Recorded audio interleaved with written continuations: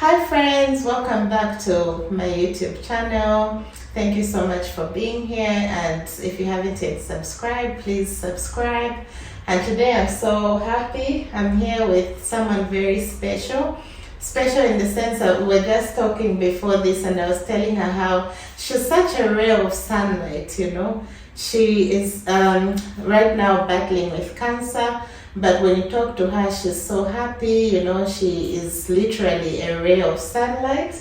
And I thought we could just sit down and have a chat about her journey so far. And then we'll make a very heartfelt appeal at the end of this. And I hope that we can have as many people as possible coming in to help out. Thank you so much for being here. Thank you. Yes, maybe we can just start by a short introduction to who you are and what you do briefly. Okay, my name is Clare Mwanza. I'm divorced, 17 years. I'm a single mother. My daughter is 12. She's at a boarding school. I live with my elder sister and their husband. Yes. Okay. But I also do some trading, just to keep me busy. Yeah. And then I know that right now you are battling cancer. Would you just give us a bit of some details about that as well? How it started? Okay. Sometime last year, September, I had issues like having a lot of discharge, and it took a different toll to me because I'm one person who really understands my body. So when I asked my medical practitioner, she said, from what I'd explained, I was menopausing. Weeks later, it came to our attention that no, there's something going on. So I had to see a gynecologist from Mwanza, who actually said, you need to do a biopsy. I had no idea about biopsy. I thought it's just one of those things, the test that you do. And so I had to go through a theater, and they had to do a local anesthesia. After the operation, after the biopsy, they then told me to take the results to the samples to a lab.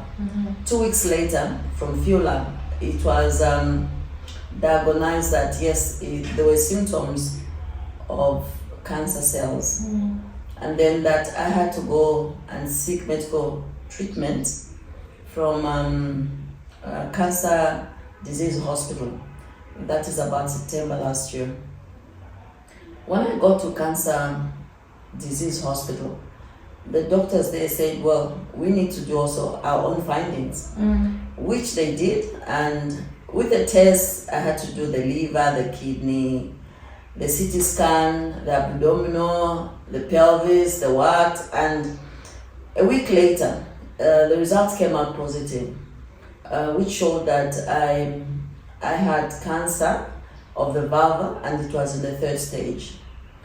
And at that time, they gave me a date to do surgery, because I'd actually asked them to say, okay, so now what is the game plan? So then the doctor said, well, you need to have surgery. Then after that, we'll know what to do. I had surgery on the 8th of November in Osaka at the cancer hospital. I stayed in the hospital, I think, for 9 or 10 days. After the surgery, they removed the glands, and I think the part where the cancer cells were. But to be sure with that, they said I needed to do radiotherapy, and I needed to do it 6 weeks after that. But because of the queue of the people, the number of people that they need to do the appointments, mine was pushed to March. When March came, when I went, the doctors told me the radiotherapy machine wasn't working. 2 weeks later, I went back and asked them again. They said it's not working. So I asked them, so what's the game plan? So at that point, that's when the doctor said, well, other patients go to India, others, South Africa, others, Namibia and Dar es Salaam.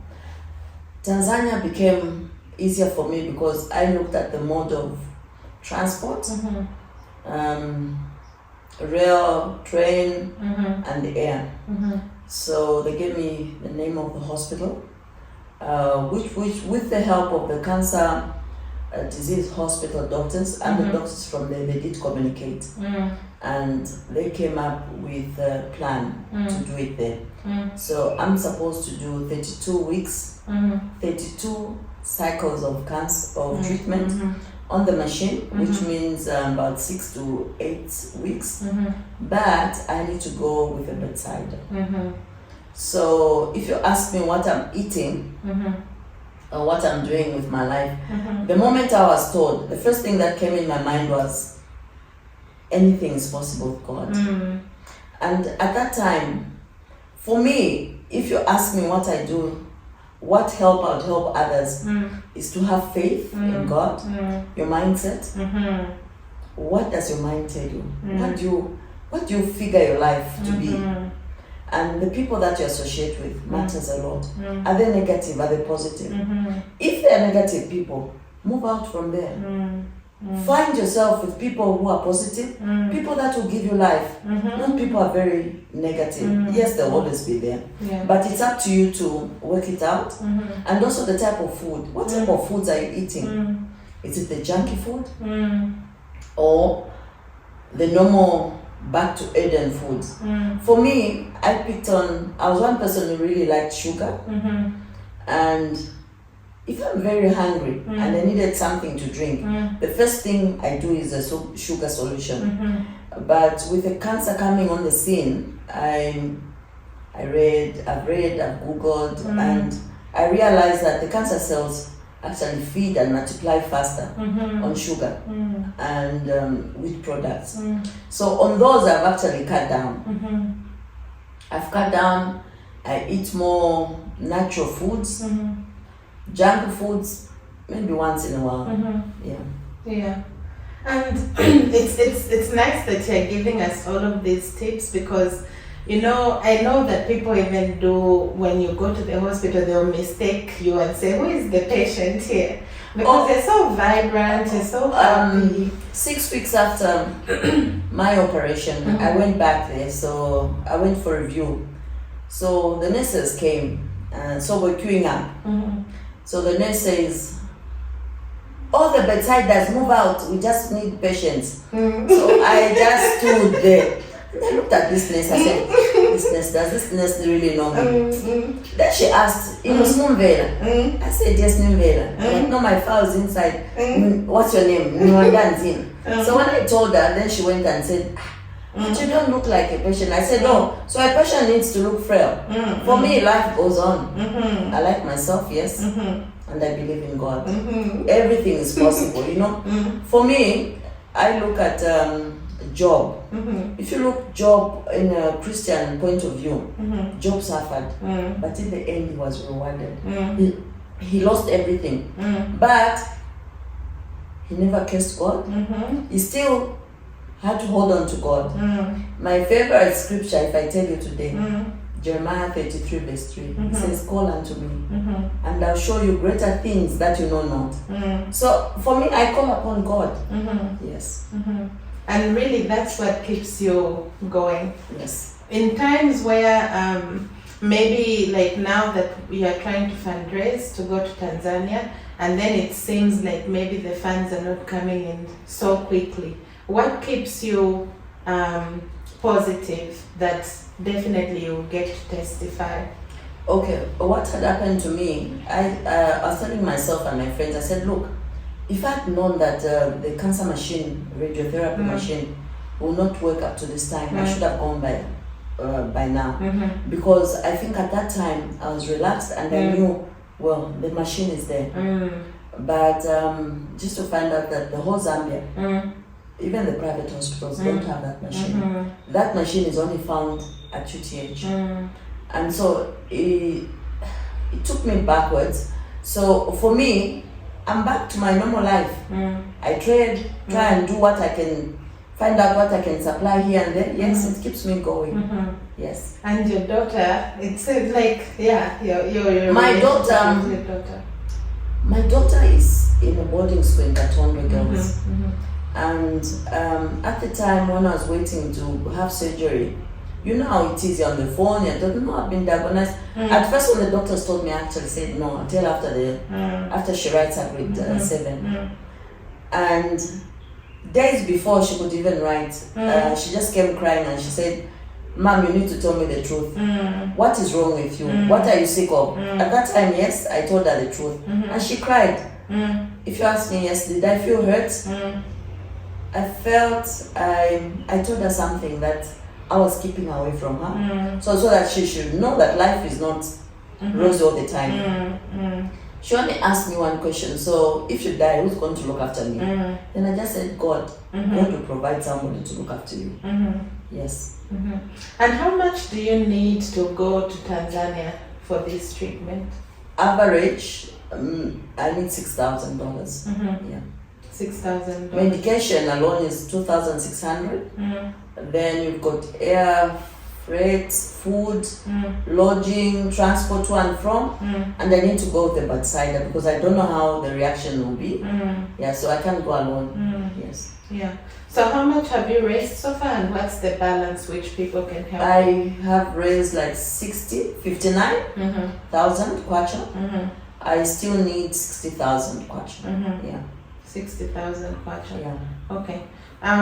Maybe here I can just pause and make an appeal to anyone who is watching, anyone who is able to help. Please send in. Any amount is a big amount. Once we add it together, we'll be able to get to that goal. If you're watching this, I'm sure you've seen that the Ministry of Health has said how the equipment needs to be replaced. We don't know when that is going to be, but so many people like Ms Clare here need this particular treatment, and she'll need to travel so that she can get this over and done with and continue with her life. So please, if you have anything, please do get in touch and give it so we can have this ray of sunlight. Well, if you ask me about the account that we've been using, I'll share the account with you. And so when it happened, my brothers and sisters set up a WhatsApp. My nieces and nephews set up a WhatsApp. My friends have been also helping in. Yeah, that's so it's just any amount. Yeah. That's so good. I am confident that we'll get to raise that money, and then you'll go on and get that treatment and live to testify. I am a testimony. Yeah. Thank you. I don't know if there's anything else you'd like to add. Well, my appeal is to the people that have been diagnosed with cancer. My word of encouragement to them is that cancer is not a death trap. So it's not a death sentence. There's life after that. I mean, cancer to me, I look at it like, it's just like people who have got BP, sugar, I mean, HIV, they're drinking medicine and their life needs to go on. They need to have a mindset. If you meet somebody and tells, no, I used to meet people say, so you've got cancer? Yeah. Me, my mother died of that. She just stayed. 2 months later, she died. I said, yes. Apparently, with me, God, the number is enough for those who are dying. I'm not dying now. I know I'll die at some time, but not now. So we need to give them hope. Let us help them by not speaking negative things. Let us be positive. Encourage them to have life after that. Yes. Yeah, that is so amazing, and not only for cancer patients, but anyone really. And believing in God, because God does wonders. Would you say that when someone has sort of like a negative mindset, it makes them deteriorate? Yes, it does. I saw some people that I was with, some patients in November when I had period to my cancer surgery, and now the last 1 month when I went back, they've lost the hope. They've lost the will. They would even ask you, what are you doing to yourself? What are you eating? I said, no, it's got nothing to do with my eating. It's my mind and God. I believe in God. If I need to die, yes, I will die. But I am just holding on to God. That's all. And keeping it going. Yes, my life needs to go on. I love myself. I love that. And on that note, thank you so much for being here. We'll put down in the comment section in the description box the account details where you can send in support, and we'll keep you up to date with how she travels, because I'm so confident that this money will be raised. And yeah, thank you so much. Subscribe and share. Thank you.